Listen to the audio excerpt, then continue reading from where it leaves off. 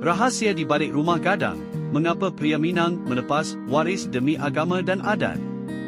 Jika anda berkunjung ke ranah Minang, anda akan menemukan sebuah harmoni yang unik, masyarakat yang sangat religius dan taat Islam, namun tetap teguh memegang sistem matrilineal, garis keturunan ibu. Banyak orang bertanya, bukankah dalam Islam laki-laki mendapatkan porsi waris lebih besar? Mengapa di Minangkabau justru perempuan yang menguasai harta? Mari kita luruskan satu hal, laki-laki Minang tidaklah miskin warisan. Rahasianya terletak pada kepiawaian mereka membagi dunia menjadi dua kamar, harta pusaka tinggi dan harta pusaka rendah. Jarang pengaman untuk perempuan. Harta pusaka tinggi, seperti sawah yang luas dan rumah gadang yang megah, memang tidak jatuh ke tangan laki-laki.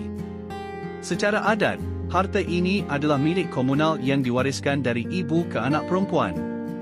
Mengapa? Kerana perempuan dianggap sebagai penjaga keberlangsungan suku. Dengan memiliki tanah dan tempat tinggal, perempuan Minang tidak akan terlunta-lunta jika terjadi badai dalam rumah tangga. Inilah bentuk pemuliaan terhadap perempuan, sebuah nilai yang selaras dengan semangat Islam dalam melindungi kaum Hawa.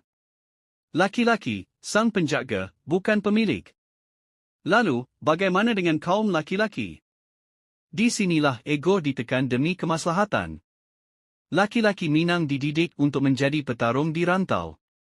Mereka memiliki harta pusaka rendah, iaitu harta hasil jerih payah orang tua sendiri.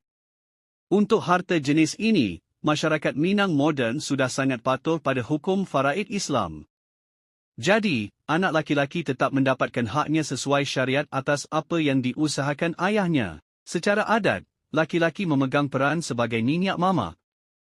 Ia memang tidak memiliki tanah itu, tapi ia adalah manajernya.